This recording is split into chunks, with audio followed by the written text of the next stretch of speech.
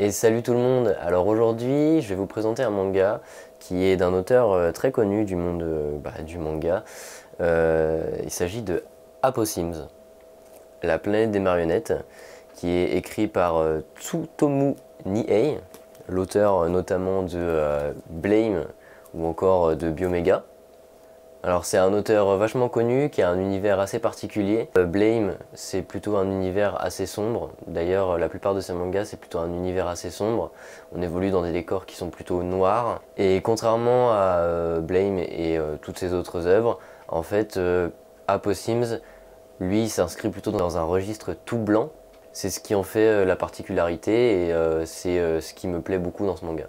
Apo-Sims, un astre artificiel de 120 000 km de diamètre dont la majeure partie du volume se compose d'un espace souterrain recouvert d'une coque en mégastructure.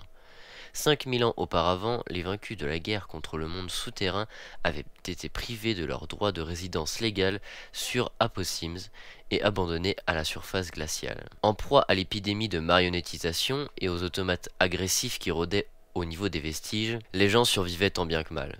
Esro, accompagné de son équipe, reviennent d'un exercice au combat quand ils croisent la route d'un automate poursuivi par les forces de l'Empire de Revidor. Ao, l'un des jeunes, se jette à la rescousse de l'automate et se prend une balle. Sa combinaison le protège mais force Esro à tuer les soldats de l'Empire, ce qui engendrera forcément des conséquences désastreuses pour leur forteresse qui est maintenant dans le viseur de l'Empire. En effet, l'automate leur a confié des BAM, balles capables de changer le monde, car elles peuvent percer la mégastructure, rempart protecteur du monde souterrain. Zezo, une marionnette régulière, c'est-à-dire une marionnette toujours dotée d'une conscience et capable de se transformer, ordonne l'abandon de la forteresse. Mais c'est trop tard.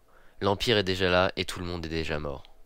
Esro tentera un dernier coup d'état sur la marionnette régulière Iyu avant de mourir. Enfin, ça aurait été le cas, sans l'intervention de Titania, l'automate qu'ils ont sauvé plus tôt, et qui lui proposera de devenir une marionnette régulière.